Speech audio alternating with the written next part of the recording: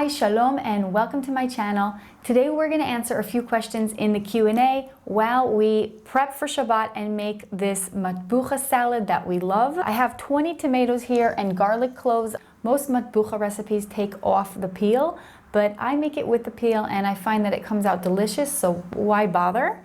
And also I skip the hot pepper because we like it to be not super spicy like the more traditional matbucha. So we laugh, we call it the ASHKENAZI matbucha, which means without any serious hot pepper spicing. So the first question is about Jewish food. Do I have any cookbooks that I recommend, kosher cookbooks? I feel like people are always giving cookbooks away, especially ones without pictures, which you can't even tell what the food looks like. And today with the internet, you could always find recipes online. I do have a WhatsApp group with myself with the recipes that I love the most. There's actually this Israeli food blogger, Chen in the kitchen, Chen Bamitbach in Hebrew. Her recipes are all great and I highly recommend her. So a lot of my favorite recipes are actually Chen in the kitchen. I did buy her cookbook that cost 100 shekels. My mother-in-law gifted it to me. But I still find that, you buy a cookbook and most of the recipes there, they're not the ones that you love. So I still prefer to go into her website and look up the recipe that I want or to have it already saved in my WhatsApp. This matbucha recipe is actually Chen in the kitchens, but she adds the hot pepper and peels the tomatoes. So that's a little adjustment I made on her recipe.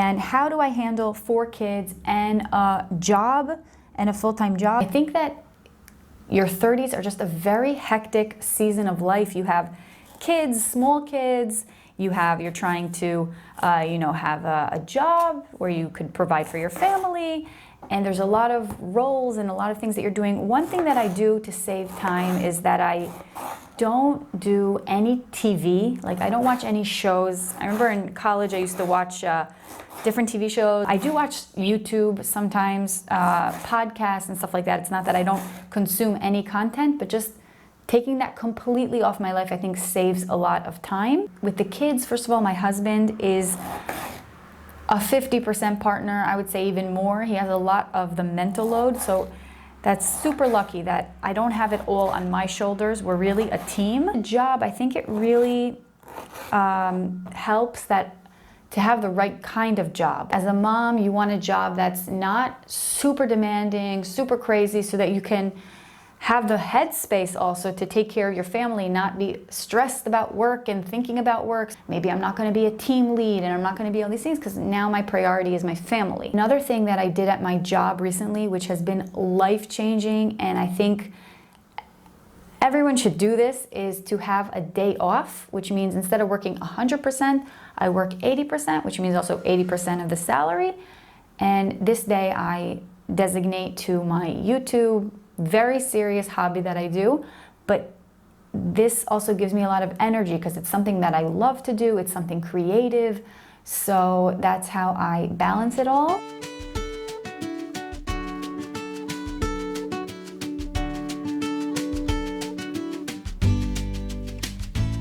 How the war affects you and your community. We live in a very small community. I'd say about 10, 15 families in our community. And I think 2 or 3 people in the community, their first cousins were killed on October 7th. Also, out of the 10, 15 families, I'd say most have been in reserve duty for a few months or even more. We have someone who's very high ranking in the reservists and really tremendous people, and I tried to help when I can.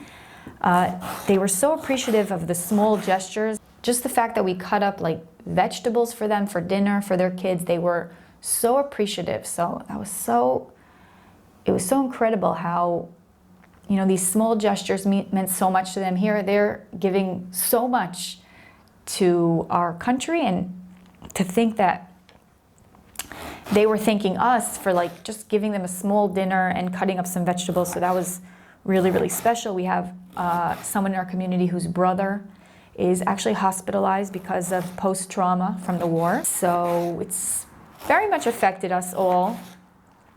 But at the same time, we all, I think, feel that, you know, you're living history and you're living in these really great times. It makes you so proud also to live with people that are so brave and they're willing to risk their lives to defend their country.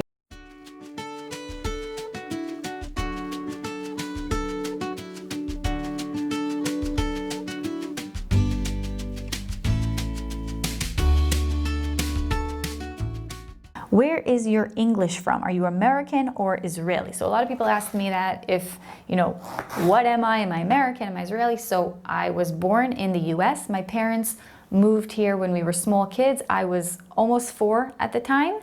So we spoke English at home. And of course, all my schooling and everything was in Hebrew. So I definitely consider myself an Israeli. Do you let your kids watch screens? If so, how much screen time do you allow? So this is something I'm super proud of, and that's we barely show our kids any screens. We only have screens on 1 day a week, on Friday, for an hour or 2. I'm gonna do a full video about screen time, how I try to minimize screen time, how I try to minimize it for them. Look, I grew up watching TV, whatever. In Israel, they didn't have too many channels. So at 4 o'clock, there was like The Bold and Beautiful soap opera and all these random shows. So I think that it's okay to watch TV. It's not, I don't think that it's horrible, but I think that what you can be doing instead of watching TV, what are you missing when you're watching TV? That means reading, that means family time, games. What do you think the hardest part of parenting and being married, raising small children together? I feel like at once we have to make dinner, do the work, talk to our kid. There's an overload on our brains, and we can't be there for our kids in a happy way. So I think, I don't know what it's like where you live, but by us, I feel like parents today are so involved, and every day we get a long WhatsApp message from the teachers, what we're supposed to bring, what we're supposed to do. There's a lot going on. So I think, yeah, the hardest part is trying to balance it all, and it's just very hectic. There's a lot going on, and I think we're really gonna miss this time because our kids are small and very cute, and I think we're gonna look back at these times and really reminisce how special they were. You said that you never wear makeup. Your skin looks amazing and so sweet, but do you wear makeup on special occasions, or Jewish Orthodox custom is to wear makeup only during celebrations? Okay, so makeup, I never wear makeup. When I went on dates before I was married, I would put like a little bit of blue pencil, but that is it. I just don't like it. I don't feel the need. Yes, a lot of Jewish Orthodox people do wear makeup, love wearing makeup. My sisters-in-law, they'll wear makeup on Shabbat, like to, you know, they have pretty dresses that you wear for Shabbos, and you also put makeup on for Shabbos, and they look gorgeous. It's beautiful. I guess I didn't grow up with a mom also who's into makeup and stuff like that. This is a really good question. Do you guys, or people in general from Israel, have a lot of friends? How do you spend time, especially with living crazy busy lives with jobs and kids? We have 3 children and jobs and find it difficult to get together. This is a great question. I think that a lot of people in your 30s, you find that it's not as easy to meet up with friends, and most of your friends circles that you see are the people that are with you in your community, our families that we meet on Shabbat. We have a really nice Shabbat routine.